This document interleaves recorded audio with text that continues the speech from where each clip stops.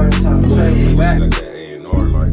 Like, I like the way moves. One of them songs ain't going nowhere. That's a Black Wedding song. Like, it was the original co-host. They say like the best records were made back in the day because niggas was heartbroken and all that. And The one that brings, you know, the action, you know. the one and only. One and only, for sure. How you didn't know that Casey and JoJo came from Jokes? Yeah, don't fuck about no goddamn case. Well, you should know that. You should. I'll be gone for a minute, but Huh? no, I kind of feel like it's fucked up that everybody cheap out or fucked up.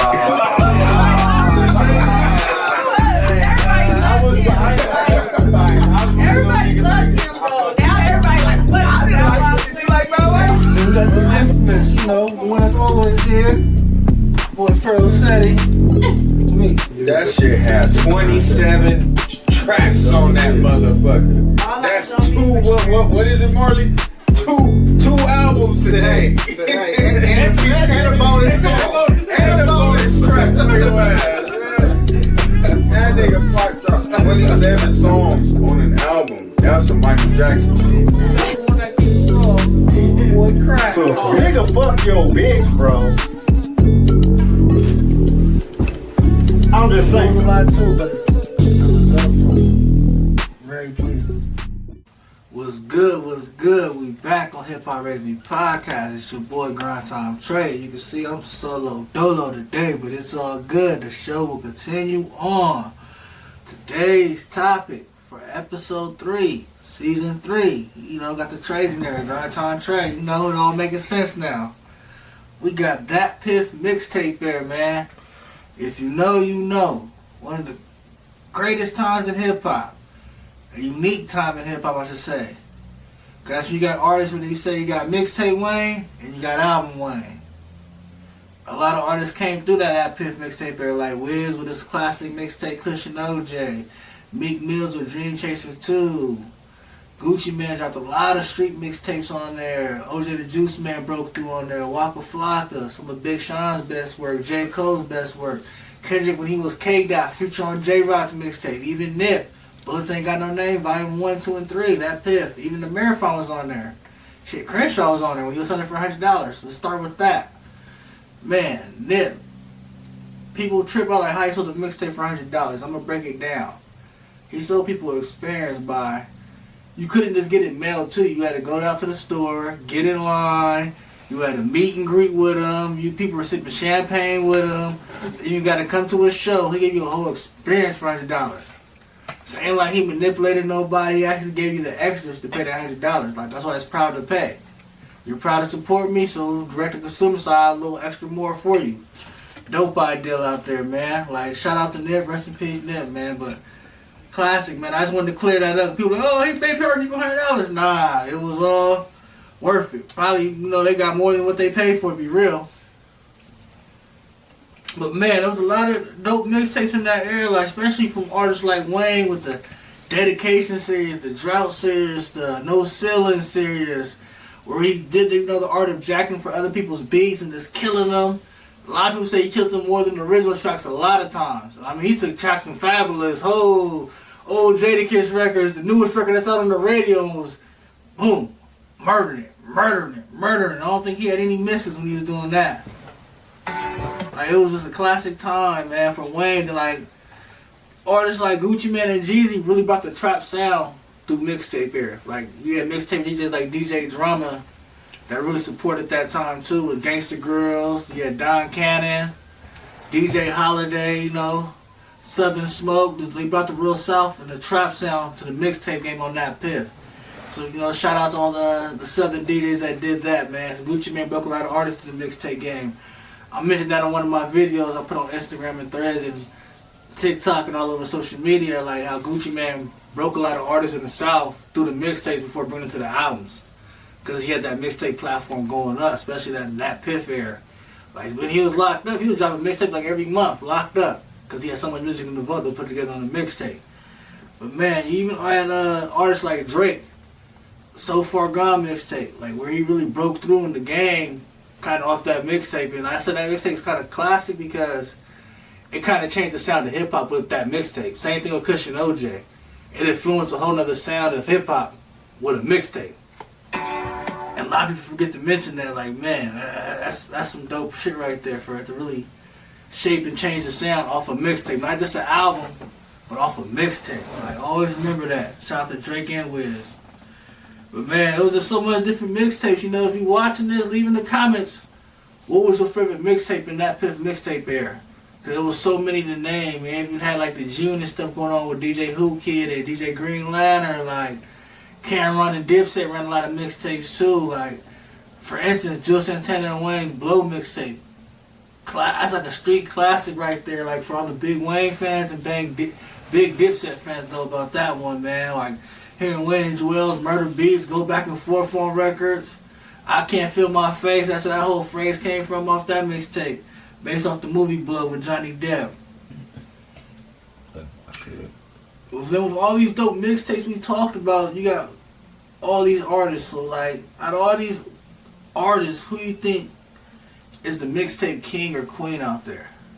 I know we had a little vote on Instagram and Threads, but this is out of everybody. You know, yeah, a lot of people had their run. You have Wayne with his multiple series of jacking for beats, killing them.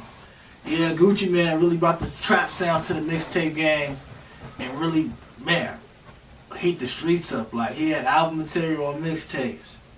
Meek Mills brought that spitter whole thing back with the mixtape game with his Dream Chasers, and before that he had the Flamers mixtapes. Nicki Minaj, we forget about that. One of the female artists that really cracked it off with the mixtape, being signed to Young Money with the Beaming Up Scotty mixtape, proving her lyrical game when she was kind of took Wayne's thing, jacking for beats, and was killing songs. But she even had features on it with male artists, but she was kind of outbarring some of them on there too. So shout out to Nicki. Then you got Wiz's Kush and OJ, like I was talking about earlier, a real game changer mixtape out there, like something that really shaped the game, changed the sound. Like, they call it luxury rap. Because it was more than just stoner rap. Like, you had stoner rap out there, like you had Currency out there already.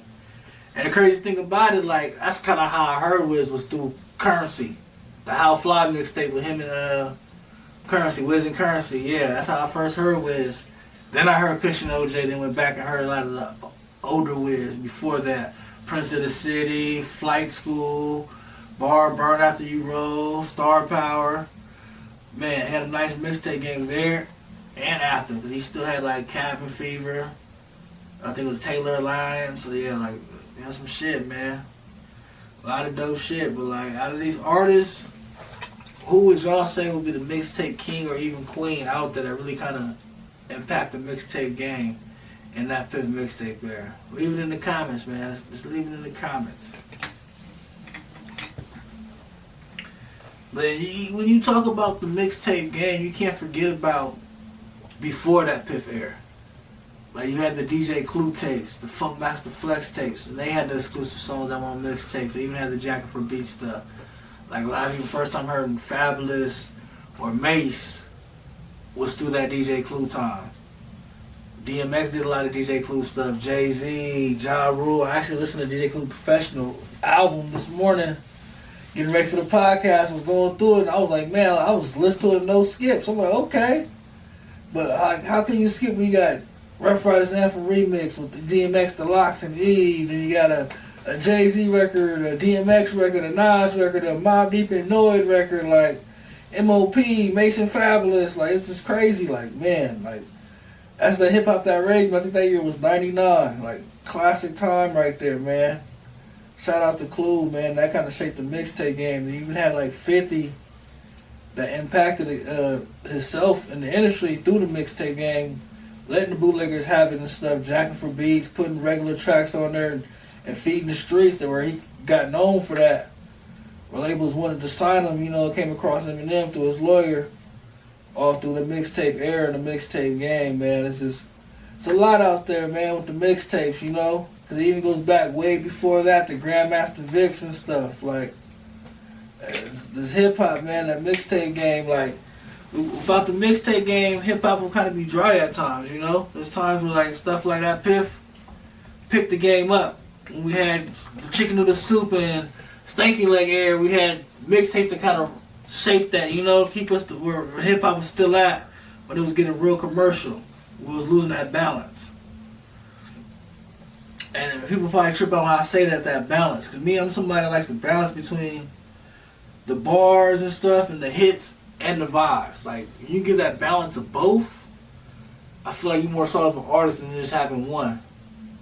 Because you got to think about it, like, Jay-Z's made that hell of a catalog because he had the bars, but he had the hit records too. He was able to balance them both out. There's people that have more bars, there's people that have more hits, who perfectly balance it out. Even artists like Ludacris. There's another example that somebody's able to balance out having bars and making hits. Man, it's something to throw out there, you know, not to go off topic, you know, something just to add to the mixtape game. Man, then like even before that, you even had the LimeWire era before the mixtape game, where we was kind of getting exclusive stuff and making our own mixtape or mix CDs, you know. We kind of add that. That's kind of pre Datpiff Mixtape era.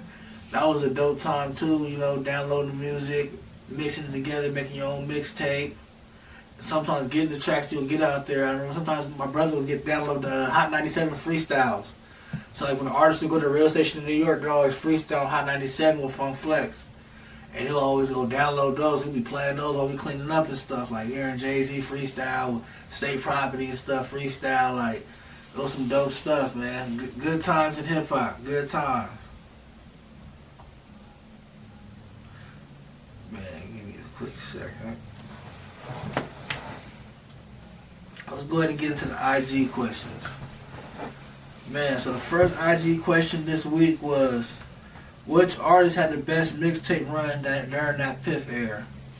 Wayne, Gucci Mane, Wiz, or Meek Mill? Me personally, I have to give it to Wayne. I feel like he had the most impactful run because he did multiple series that impacted the game. And even though to the votes on Threads and Instagram, Wayne came out on top. But it wasn't the last. Like, you had some big Wiz fans, some big Gucci fans, and some Meek Mill fans that was pushing for all of them.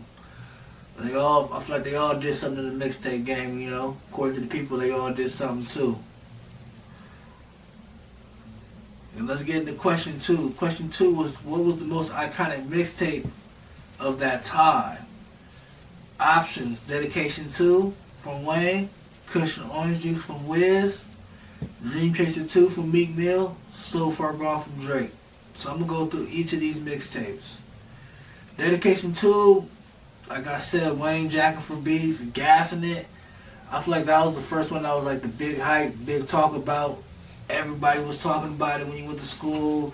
Everybody had it in their iPods. If you didn't know about it, you was probably lame. And yeah, you wasn't cool if you didn't know about the Dedication 2 at that time.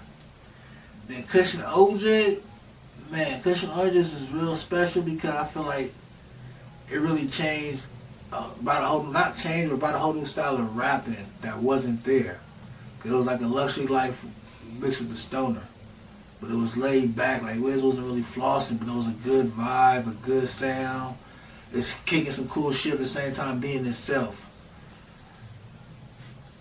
Then you got Dream Chaser 2 from Meek Mill. That's another one. When that one dropped, everybody knew who Meek Mill was. So it was. And I come to find out when I was doing some research, it actually broke that Datpiff record as one of the most streamed mixtapes out there. So shout out to Meek for that. And So Far Gone, Drake. That's another one I say is a classic because, like I said earlier, it actually changed the way a lot of people artists made music. After So Far Gone came, we heard a lot of Drake sound-alikes out there making music. After that mixtape came, it became a style. Especially for the producers, it became a style to make those styles of beats. That Drake style of beat after the So Far Gone mixtape. I know producers that still make those type of beats. But according to the votes out there from Threads and Instagram, it was Wayne's Dedication 2, but it was close. It came close between Dedication 2 and Drake's So Far Gone. Then it was Wiz, Kush, and OJ in third. Then Dream Chasers 2 in last place. But they all made like a different impact. Kind of broke it all down there for y'all. But you know, if you got any comments on that, or any of the IG questions, man, leave it in the comments. You know, we can go back and forth, debate. We're missing something. You got some honorable mentions, throw it in there, man. We appreciate it on our Hip Hop Raised Me podcast. Man, that brings us to the end of this episode. It's your boy Grind Time Trey. Sorry we're a little short this time. It's just me by myself. You know, give y'all a little breakdown of Datpiff Mixtape here. Let's bring to the end of this episode of Hip Hop Raised Me Podcast. We'll be back next week with the trap music episode. You know, we'll go more deep dive into that trap music era of hip hop. But that's it. That's the rest for this week. Peace.